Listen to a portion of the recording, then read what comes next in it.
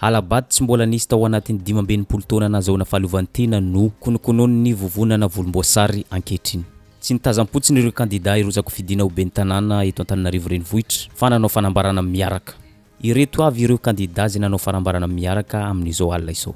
Ny voalohany, Monja Roindefo, Gasikara Fenso, Joseph Martin Randremampiona, Tahina Razafinjoela sy Indrina Razanamasy. Araka ny hitantsika amin'ny sary io tsy tatazana teny amin'ny télévision i Indrina Razanamasy fa nametraka fialantsiny ny tsy fahafahany miakatra eny amin'ny télévision. Tsy tatazana ny ray fo sy ny ray saina nanao fanambarana miaraka ny kandida Arlala Ramanantsoa sy kandida Tojo Ravalomanana. Tsy fantatsika ny mety ho anton'izay. Ndao rahantsika ny fanambarana miaraka izay nataon'ireo kandida 10 nirotsako fidina ho ben'ny tanàna ny Antananarivo renivohitra. Mampametraka iaho izy ireo ny mikasika ordonnance ahafahana mifidy azy ireo. Izy ireo kandida 10 raha itsy ny resaka. Ambaran'izy ireo fa mihoatra ny ray alina ireo anarana osika nazahona ordonnance. Tsy eken'izy ireo ny anomezana ordonnance olona tsy manana ray sy reny na ireo manana père et mère inconnu. Efa mampitandrina sady izy ireo amin'ny fikasana anaovana osika izay ketrehan'ny fitondram-panjakana amin'izao. Tsy tazam-potsiny izy ireo fa andray fepetra. Ndao rahantsika izany fanambarana maimaika zany amin'izao alina izao. Ankehitriny dia manao fanambarana izahay mahakasika ny ordonnance izahay navoaka tamin'ity androany ity. Ny voalohany dia andro mialohan'ny fifidianana navoaka ny seny raha efa ela izay no nangataka an'izany. Ary hatramin'ny androany aza dia mbola tsy mivoaka ny listim-pifidianana ofisialy. Mahakasika ny ordonnance manokana raha ny fanambarana izay nataon'ny seny dia manodidina ny 5,000 sy 3 alina mahery no voakasika izany ho an'ny eto Antananarivo renivohitra izay commune Ilatsahanay hovidina amin'izao fotoana izao. Manodidina ny ray alina raha ny maromaro kokoa dia any amin'ny 300 sy 700 sy ray alina any hoany ireo anarana osika ao anatiny izany ordonnance izany. Osika satria fanahoana ny olona izay misoratra ao anatin'ny ordonnance dia na tsy fantatra inconnu ny ray aman-dreniny na tsy mazava ny adresy izay ipetrany fa ao ihany koa ny anarana zay miverimberina ao anatiny ity ordonnance ity. Midika zany fa tsy mazava ary everinay fa tsy ara-dalàna tamiteraka izany ordonnance inina ampidirina andeha sy kasaina ifidy ho amin'ny andron'ny rahampitso. Ankehitriny dia mametraka ny ayahanay izahay kanefa andray fepetra avy hatrany ary mampitandrina andreo mikasa tsy anara-dalàna manoloana ity fifidianana ity fa mivondrona izay kandida izay voatonina analana teo ary tsy anaiky velively ny fandikan-dalàna indrindra ny fikasana angalabato amin'ny endrika ankolaka manoloana ity ordonnance ity. Na dia tsy tatazana nanao fanambarana miaraka i kandida Tojo Ravalomanana dia tsy katra fa nanao ampamoaka ihany koa izy namoaka ny dossier ny mombamomba ny listim-pifidianana. Hoy izy tao amin'ny pejiny hoe indro ny procès verbal de constat avy amin'ny vatitany momba ny listim-pifidianana avy amin'ny didy hitsivolana na ordonnance. Nanamarika izy fa rehefa nivoaka ny lisitra ireo mpifidy avy amin'ny ordonnance dia tsy karitra fa tsy timombana ilay lisitra ary vokatry ny asan'ny vatitany dia tsy karitra fa ny ankamaroan'ireo mpifidy ny soratra anarana tao nampidipidirana fotsiny satria marobe no tsy nanana reny. Fanampin'izay misy ihany koa ny mpifidy misoratra amin'ny alalan'ny ordonnance io no misoratra any amin'ny toeran-kafa. Ka manao antsoavo ho an'ny mpifidy rehetra izy aoka ho mailo tsara isika rehetra ho izy indrindra isika délégué. Ka zay olona tonga mifidy indrindra ho an'ireo izay any amin'ny listra avy any amin'ny ordonnance dia amarintsika tsara ny fitoviana anarana, fanampiny anarana, daty naterahana, laharan'ny karapanondro, anaran'ny ray sy ny reny izay voasoratra ao amin'ny karapanondro amin'izay ao anaty listra. Raha vao misy tsy mitovy dia toeritsika mba tsy ho afaka hifidy izany olona zany satria tsy ilay olona tonga hifidy no voasoratra ao amin'ny listra. Mijoro tongava maro mifidy ahafahantsika mandresy ny ratsy. Izay ny afatra avy amin'ny Tojo Ravalomanana. Ankoatr'izay nanao ampamoaka ifaniriso Ernève tao amin'ny page Facebook-iny makasika nitetika malotony volomboasary itetika Alabato Rampitso. Toy izao hitantsika am'izao sary zao ny fanambarana zay nataony ifaniriso Ernève tao amin'ny page-iny. Mba aoka zay ny Alabato. Karaha-pifidianana tao amin'ny Arena tsy nisy naka teny amin'ny fokotany marobe miisa 80,000 efa vonona andefasana olona ifidy izay olona tiana pandaniana. Ary olona efa manarivo no niforme na Angalabato ho an'ny Arlala. Aty amiko ny sary tapakin'ireo olona nofanina Angalabato ireo ary afaka voaka eto raha ilaina ho ifaniriso Ernève zay efa navoakany amin'ity Reels Facebook ity.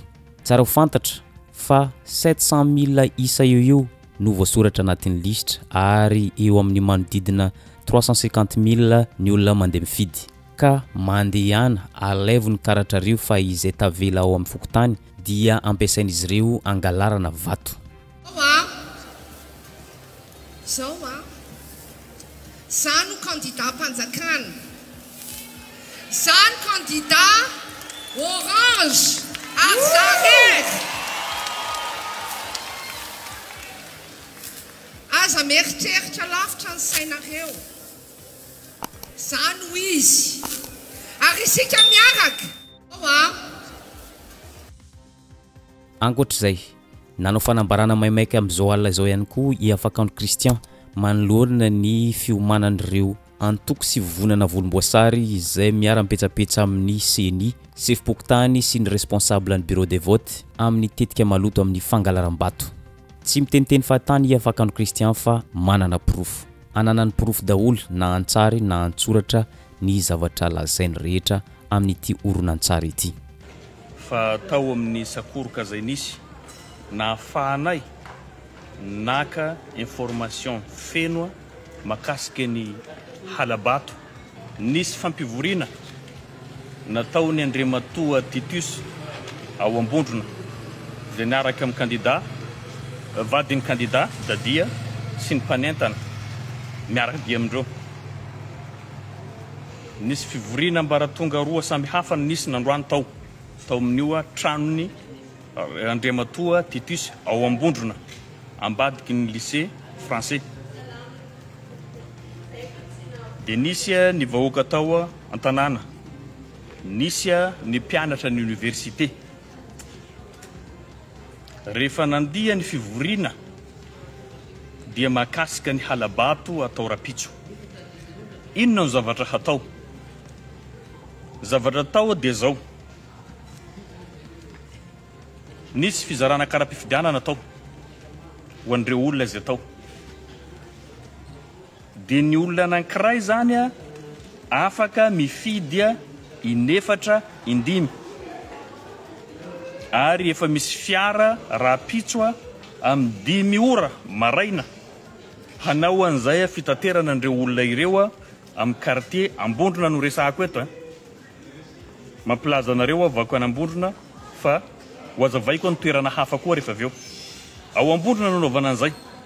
Ka ny fokotany anaovana an'io zavatra io zany dia amireto fokotany manaraka ireto: Ambondrona, Amborovy, Mahavoky Avaratra, Mahavoky Antsimo, Tsaramandroso ambany, Tsararano ambony, Tsararano ambany ary Tsararano Nosikely, Fiofio, Aranta ary Antanimalandy, Ambohimandamina, Sotema.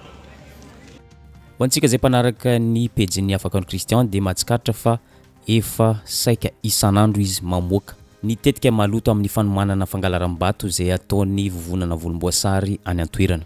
Efa azo lazaina fa saika isan'andro miantso ny mpitandro filaminana, miantso ny CENI mba handray andraikitra manoloana ireo fandikandalana sy fonokononana ny Alabato ao an-toerana ao Mahajanga. Fa tsy nahitam-bokany izany. Mifanohitra amin'izay tanteraka ny fanambarana izay nataon'ny filohan'ny CENI Dama Arsène Andrianarimisedo. Raha niresaka tamin'ny mpanao gazety izy.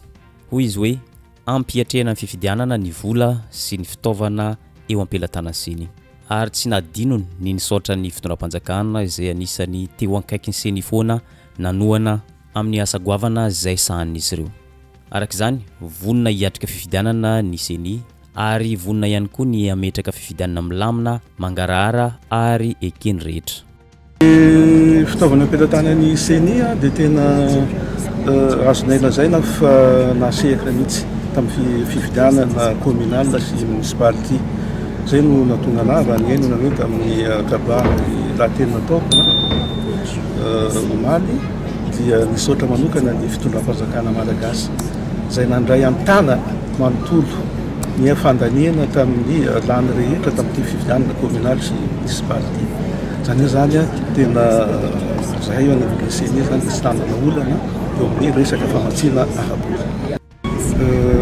Zay moa eo anivon'ny CENI dia miezaka foana mitondra fanabeaza io tsy anavana io mban'izay eritreretina filala araka zany tenenareo zany dia rehefa hitsy moa olona ka manaraka an'izay fanitsiana zay dia zay no mitadiavintsika fa ny azonay tenena zany dia izotra ampilaminana nitsakany sy andavana ny resaka fampielezan-kevitra zay natao tatsika tsy nisy korontana mihitsy teto fa nolamina ny tany sy ny fanjakana ary araka zany rehetra zany dia mafana dia mafana ny toedra raha ary manintana antsika rehetra ny atao am'roa telo mba andeha hifidy rahampitso ary anara-maso ankaiky ny vaton'ny tsirairay mba tsy ho viravirain'olona ho potehin'olona.